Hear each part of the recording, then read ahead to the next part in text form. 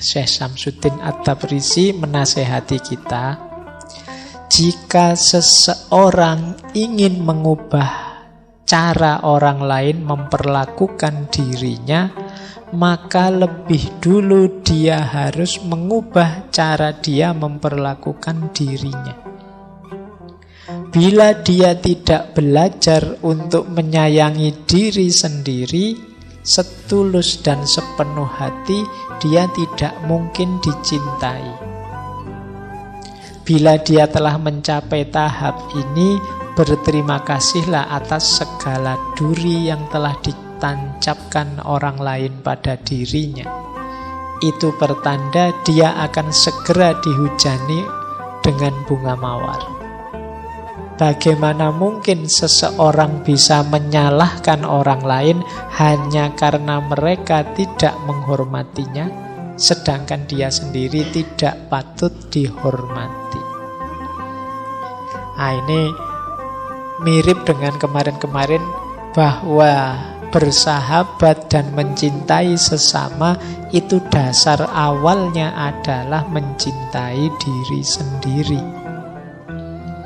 Self-love. Orang yang tidak mencintai dirinya, tidak menghargai dirinya, tidak menghormati dirinya, jangan berharap dihormati, dihargai orang lain. Kalau kita sudah kejam sama diri kita sendiri, orang lain akan melihat, oh berarti aku harus memperlakukan dirinya seperti itu. Kalau kita sukanya ngerokok, kan nanti orang akan menyuguhi kita rokok. Kalau kita sukanya kopi, orang akan menyuguh kita kopi. Jadi orang bersikap sebagaimana kita menyikapi diri kita sendiri. Maka kalau kita ingin orang itu jangan begitu, kalau pas ada saya kok terus disuguhi kopi sama rokok, sekali-sekali disuguhi susu apa-apa. Nah, orang bisa nyuguhi kita susu ketika mereka tahu, oh, orang ini kebiasaannya tiap hari minum susu. Berarti apa? Ayo ubah kebiasaanmu. Kalau ada orang tidak menghormatimu, coba kamu introspeksi, jangan-jangan memang selama ini aku tidak menghormati diriku. Sehingga orang terus menganggap, oh berarti seperti itu cara memperlakukan diri kita. Nah, berteman, bersahabat juga begitu. Wah, ini sahabatku ini loh, nek ngomong kok nyelekit banget ya di depanku. Kemungkinan mungkin perilaku kita memang mengundang dia untuk nyelekit.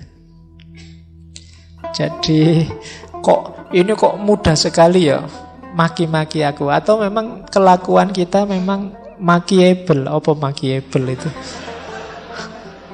Ya, memang kita layak dipisui. Jadi karena kelakuan kita layak dipisui, akhirnya kita dipisui.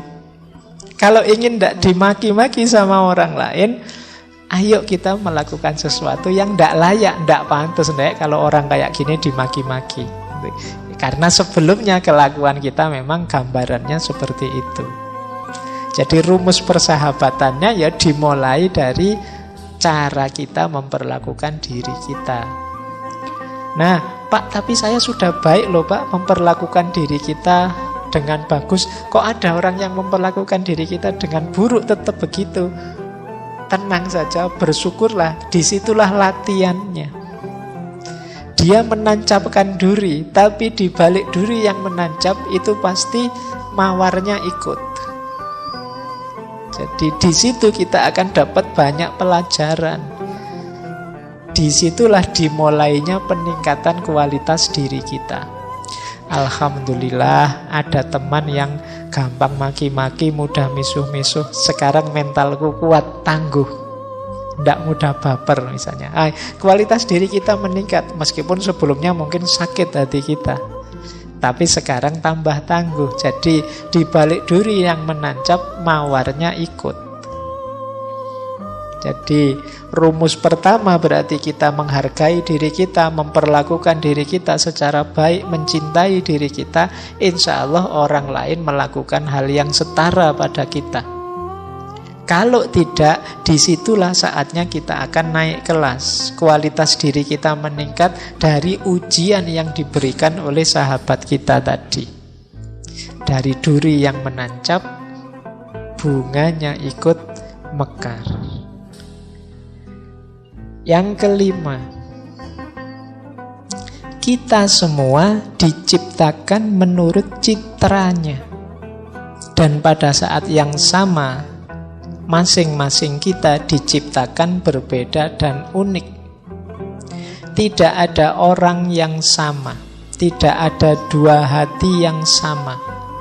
Jika Tuhan ingin semua orang sama, maka Dia sudah akan menciptakannya demikian. Oleh karena itu, tidak menghargai perbedaan dan memaksakan pandanganmu terhadap orang lain sama saja dengan tidak menghargai keputusan Tuhan. Jadi ini hubungannya dengan kebencian tadi. Kalau kita tidak mampu mengedepankan cinta, mampunya benci membenci, kalau dipikir mendalam, hakikatnya kita sedang tidak meridhoi ketetapannya Allah. Kita tidak rela dengan keputusannya Tuhan. Jadi, wong kita itu hakikatnya semua ciptaan Tuhan. Lah kok beda-beda? Berarti Tuhan menginginkannya demikian. Kuasanya Allah, tidak ada orang itu yang sama persis apa-apanya. Bahkan yang kembar sekalipun ada bedanya.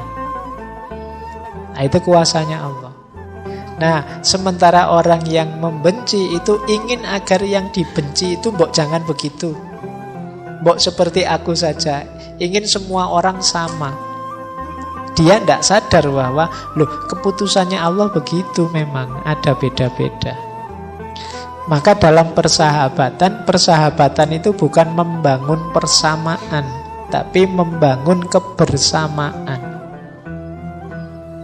Beda-beda tidak apa-apa. Dengan beda-beda itu kita saling mendukung, saling menguatkan. Jadi ini rumus persahabatan selanjutnya.